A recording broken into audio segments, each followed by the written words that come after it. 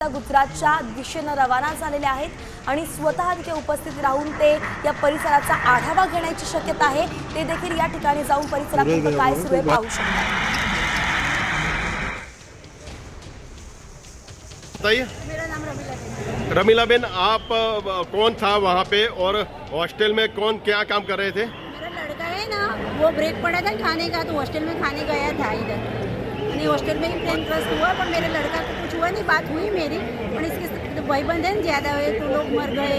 ये फिर मेरे लड़का को देखने जाना है अंदर मेरे को। अभी क्या लड़के को क्या सिचुएशन है? लड़का बोला है कि मैं अच्छा दूसरे माल से कूदा था ना, तो थोड़ा खाली लगा है, ऐसा बोला है मेरे को। पर मैं जाऊँ अंदर तो मालूम पड़े ना।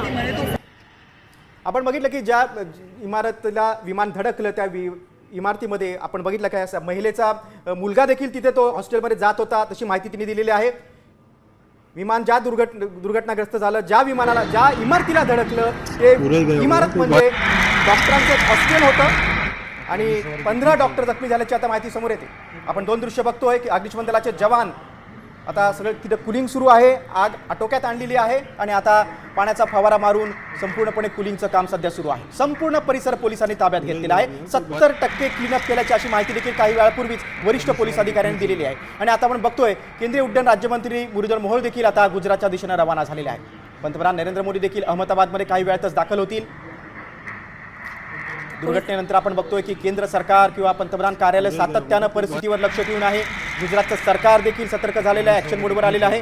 गुजरात पोलिसांनी माहिती दिल्याप्रमाणे आपण पाहतोय दुपारी अहमदाबाद विमानतळाजवळच्या मेघानी नगर परिसरात हे विमान कोसळलं। तर अग्निशमन अधिकारी आहेत जयेश खाडिया, त्यांनी सांगितलं की विमान कोसळल्यानंतर त्याला आग लागली होती। आग विझवण्यासाठी अग्निशमन दलाच्या गाड्या घटनास्थळी पाठवण्यात आल्या। बघा, ग्राफिकच्या माध्यमातून एक महत्त्वाची माहिती, आपण महत्त्वाचे मुद्दे पाहूयात।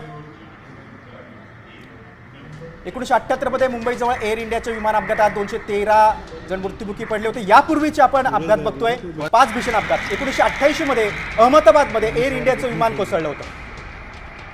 त्यानंतर 1996 मध्ये हरियाणात 2 विमान एकमेकांवर आदळली होती आणि दुर्घटना घडली होती।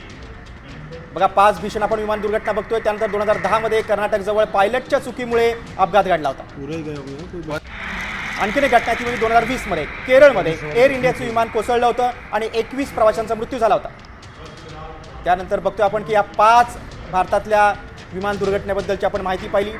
ही संपूर्ण माहिती पाहिलं एकच लक्षात येत आहे की सगळ्यात मोठा आत्ताचा अपघात आहे, कारण की 242 प्रवासी होते। ते इतक्या मोठ्या प्रमाणात प्रवासी घेऊन जाणारं विमान कोसळलंय आणि अधिकृत माहिती अजून काहीच पुढे येत नाहीये।